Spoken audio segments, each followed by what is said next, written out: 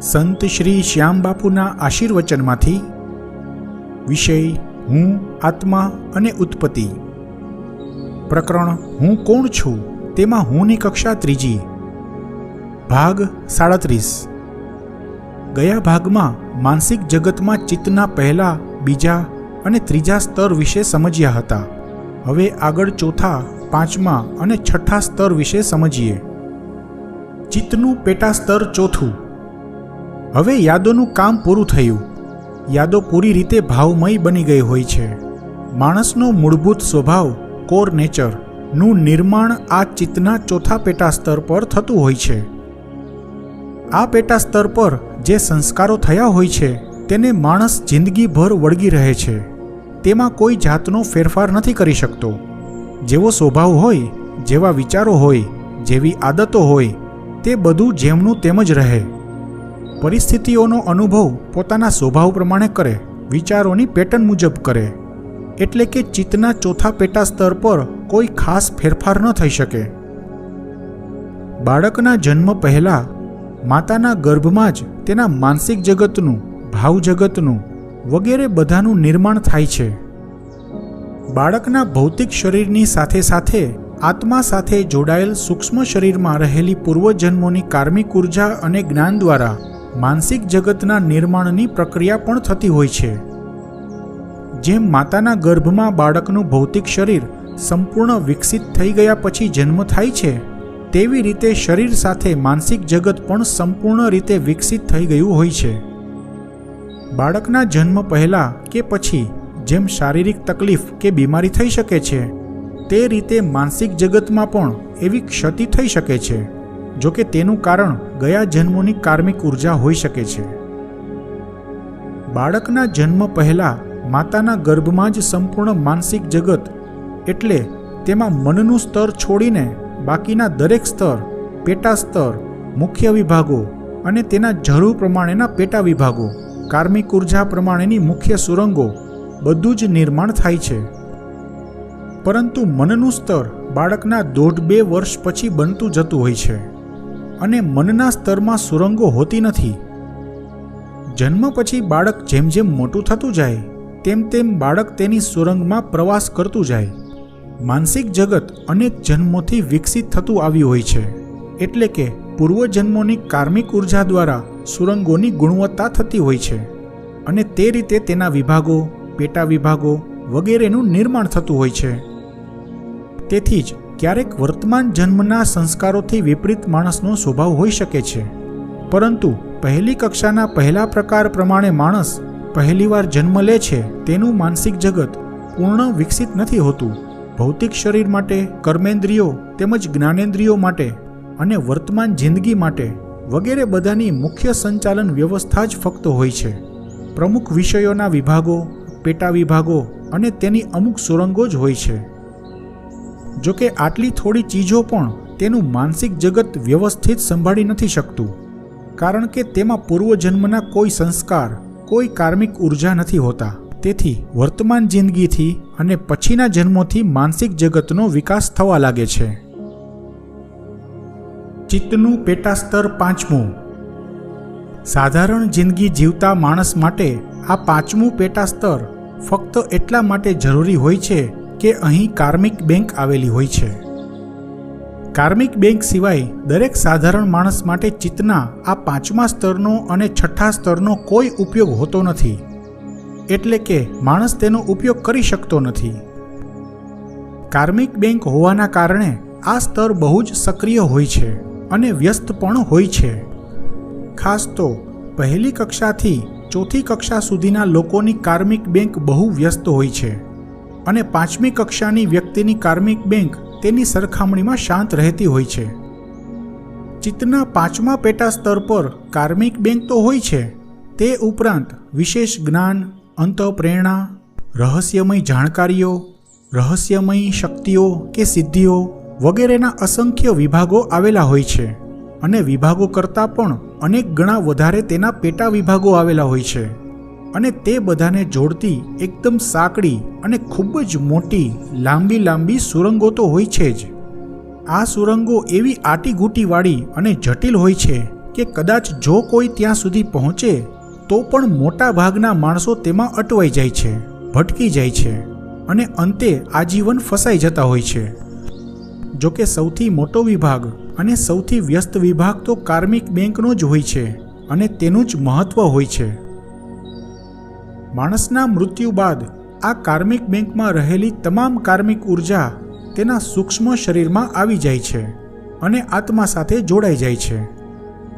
પહેલાના અંકોમાં વાત થયેલી તે મુજબ કાર્મિક બેંકમાં જે કાર્મિક ઉર્જા હોય છે તે ખરેખર તો કાર્મિક ઉર્જાના સંકેતો જ હોય છે.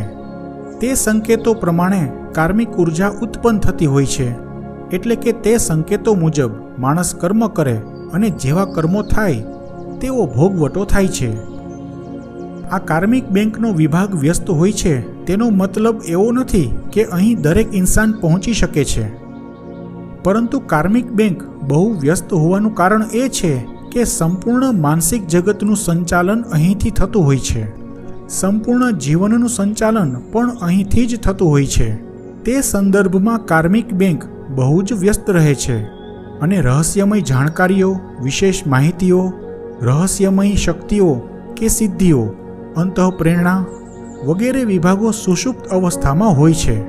ક્યારેક કોઈ જૂજ વ્યક્તિ જ અહીં સુધી પહોંચી શકે છે અને જે અહીં સુધી પહોંચી શકે છે તેમાંથી પણ જવલ્લે જ કોઈ વ્યક્તિ આ સુષુપ્ત સિદ્ધિઓને જાગૃત કરી શકે છે. જો કે અહીં સુધી સાધારણ રીતે કોઈ સામાન્ય માનવી પહોંચી શકતો નથી, પરંતુ અહીં સુધી પહોંચ્યાની ભ્રમણા ઘણા બધા લોકોને થતી હોય છે. ચિત્તના આ પાંચમા પેટા સ્તરની અટપટી રચનાના કારણે જ ક્યારેક કોઈ વ્યક્તિને અંતઃપ્રેરણા, પૂર્વાભાસ થતો હોવાની ભ્રમણા થયા કરતી હોય છે. અસાધારણ શક્તિઓ કે સિદ્ધિઓ હોવાનો ભ્રમ થયા કરે છે અને તેની સુરંગોમાં ભટક્યા કરે છે. મોટા ભાગે તો આવી ભ્રમિત દશાના કારણે માનસિક બીમારીનો શિકાર થઈ જાય છે. સમાજમાં એવા ઘણા માણસો જોયા હશે જે ગરીબ હોય, નામ, ઇજ્જત ન હોય.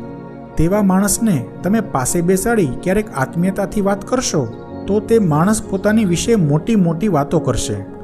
ભલે દુઃખ ભોગવતા હોય પણ પોતામાં ચમત્કારિક શક્તિઓ છે એવી વાતો કરશે. આવા બધા માણસો આવી ભ્રમિત દશાના હોય છે. મેં આવા ઘણા માણસોના અનુભવો કર્યા છે. જોકે અહીં સુરંગો બધી તૈયાર થયેલી હોતી નથી. ભાવ વિચારો દ્વારા જાતે સુરંગો તૈયાર કરતા આગળ વધવું પડે છે અને જો સત્કર્મોની સારી કાર્મિક ઉર્જા હોય તો તે બધું શક્ય બને છે.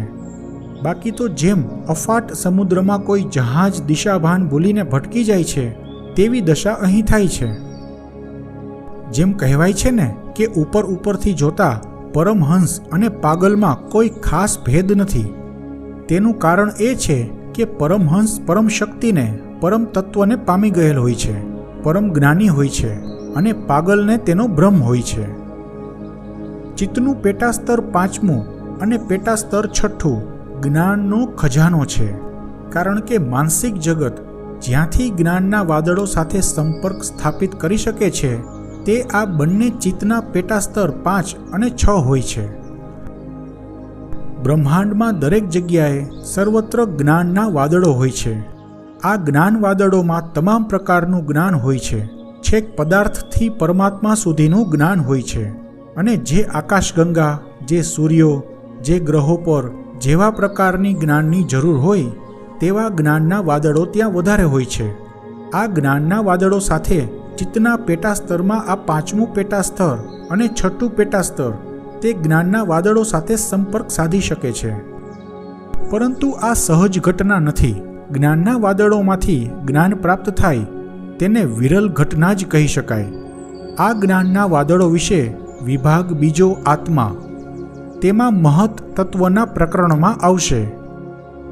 ટૂંકમાં સાધારણ જિંદગી માટે આ 5મું પેટાસ્તર કોઈ ઉપયોગનું નથી. ફક્ત કાર્મિક બેંક સિવાય કામ આવતું નથી.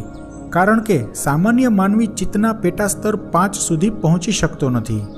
તેથી જ્ઞાનના વાદળો સાથે સંપર્ક સ્થાપિત કરી શકતો નથી કે અહીંની બીજી કોઈ રહસ્યમય સિદ્ધિઓનો પણ ઉપયોગ કરી શકતો નથી.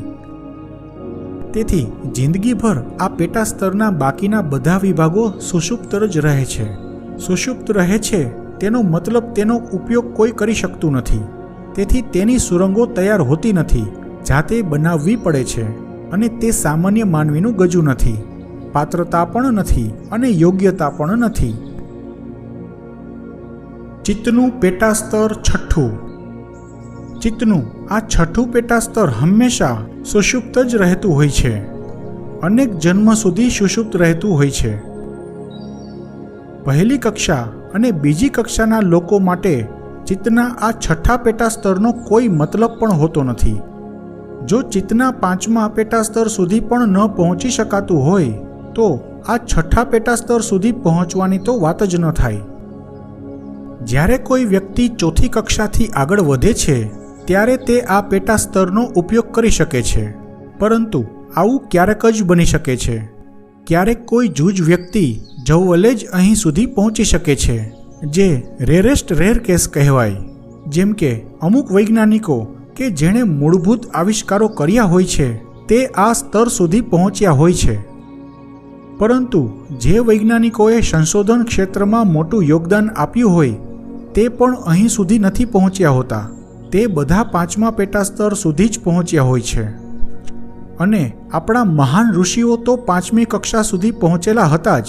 તેથી ઋષિઓ ચિત્તના આ છઠ્ઠા પેટાસ્તર સુધી પણ આસાનીથી પહોંચી શકતા હતા, કારણ કે આખી દુનિયા જ્યારે જંગલી દશામાં હતી ત્યારે તેઓએ મહાન ગ્રંથોના સર્જન કરેલા, ઉન્નત સભ્ય સામાજિક જીવન જીવતા, અનેક અદ્વિતીય સ્થાપત્યો રચેલા, બ્રહ્માંડોના રહસ્યો ઉકેલ્યા. પરંતુ વિદેશી આક્રમણકારીઓએ તે બધું નષ્ટ કરી નાખ્યું, છિન્ન ભિન્ન કરી નાખ્યું, કારણ કે અજ્ઞાની માણસ જ્ઞાનની કદર ન કરી શકે, ઈર્ષા કરી શકે, નફરત કરી શકે પણ કદર ન કરી શકે. આઝાદી પછી પણ હિન્દુઓ સાથે આવું જ બનતું આવ્યું, અને જે કંઈ બચ્યું છે તે પણ અત્યારના ભૌતિક વિજ્ઞાન દ્વારા સમજી શકાય તેમ નથી. તેથી જ તો પશ્ચિમી જગત હિન્દુ ગ્રંથોને કાલ્પનિક કહી નકારે છે. ચિત્તનું આ છઠ્ઠું પેટાસ્તર પણ જ્ઞાનના વાદળો સાથે સારી રીતે સંપર્ક સાધી શકે છે. તેથી જ બધા ઋષિઓ કે રહસ્યદ્રષ્ટા અભૂતપૂર્વ જ્ઞાન પ્રાપ્ત કરી શક્યા હતા. ચિત્તનું આ છઠ્ઠું પેટાસ્તર અને પાંચમું પેટાસ્તર બંનેને બહુ વિશાળ ગ્રંથાલય, લાઇબ્રેરી સાથે સરખાવી શકાય. જે માહિતી જોઈએ તે મળે, કોઈ મર્યાદા નહીં, કોઈ લિમિટ નહીં, કોઈ શરત નહીં. બસ શરત એક જ, જ્ઞાનના વાદળો સાથે જોડાઈ શકો એવી યોગ્યતા પ્રાપ્ત કરો અને જ્ઞાન પ્રાપ્ત કરો. કારણ કે જે વ્યક્તિ ચિત્તના છઠ્ઠા પેટાસ્તર સુધી પહોંચી શકે છે તેને માટે આ બધી માહિતી ફક્ત બાહ્ય જ્ઞાન નથી રહેતું, આત્મજ્ઞાન બની જાય છે. તેથી તે વ્યક્તિ સામાન્ય વ્યક્તિ તો નથી જ રહેતી, હસ્તી બની જાય છે, રહસ્ય દ્રષ્ટા બની જાય છે, સામર્થ્યવાન બની જાય છે. ચિત્તના આ છઠ્ઠા પેટાસ્તર પર પણ વધારે સુરંગો તૈયાર હોતી નથી. અહીં સુધી પહોંચવા માટે ભાવ વિચારો દ્વારા સુરંગો તૈયાર કરવી પડે છે, જે મોટા ભાગે તો માણસને ભટકાવી જ દે છે. ઉચ્ચ કક્ષાની યોગ્યતાની ખાસ જરૂર પડે છે, મહાન ગુરુની જરૂર પડે છે જે અહીં સુધી પહોંચી શક્યા હોય. ગાઈડ વિના તો જંગલમાં પણ ભટકી જવાય છે. આ તો માનસિક જગતના ચિત્તના સ્તરનું આ છઠ્ઠું પેટાસ્તર છે, અત્યંત ગહેરાઈમાં આવેલું છે. ગાઈડ કે ગુરુ વિના ત્યાં સુધી પહોંચવાની કોઈ શક્યતા જ નથી. માનસિક જગતના ચિત્તના 1 થી 6 પેટાસ્તર વિશે સંક્ષેપ માહિતી મેળવી. હવે માનસિક જગતનું છેલ્લું સ્તર, અત્યંત ગહેરાઈમાં આવેલું અહંકારનું સ્તર છે, તેના વિશે આગળના ભાગમાં માહિતી મેળવીએ. સંભાલ સકો તો માલિક બન જાઓ બે પનાહ તાકતો કે, માલિક મિटे તો ગુલામ को बेमौत मारते रहते हैं. અર્થાત અહીં મનની વાત કરી છે, માનસિક જગતની અપાર શક્તિઓની વાત કરી છે. જો માનસિક જગતને ઓળખી શકો, તેને સંભાળી શકો તો તમે માનસિક જગતની શક્તિઓને કાબૂમાં કરી શકો છો. જો કે આ શક્તિઓને કાબૂમાં કરવી જરા પણ આસાન નથી. એવી અસીમ શક્તિઓના માલિક બની શકો છો, પરંતુ એ સહજ વાત નથી. અપવાદો બાદ કરતાં કોઈ માનસિક જગતને સંભાળી શકતું નથી. મોટા ભાગે તો બધા માણસોને એવો ભ્રમ હોય છે કે મેં માનસિક જગતને કાબૂમાં કર્યું છે, અને અભિમાન પણ કરતા હોય છે અને કહેતા ફરે છે કે અમે તો મનના માલિક છીએ એવા વહેમમાં જ રહેતા હોય છે, પરંતુ તે લોકો જ મનના ગુલામ હોય છે અને ગુલામ જ રહે છે. અને માનસિક જગત આવા ગુલામોને જિંદગીભર દુઃખ ભોગવવા મજબૂર કરી દે છે. નથી જિંદગીનો આનંદ ઉઠાવી શકતા કે નથી જિંદગીની નાની નાની ખુશીઓને વધાવી શકતા. નાની સફળતા મંજૂર નથી અને મોટી સફળતા મળતી નથી, તેથી સંઘર્ષ જીવનમાંથી જતો નથી. આવતા અંકમાં હું કોણ છું પ્રકરણમાં હુંની કક્ષા 3જી ચાલુ રહેશે.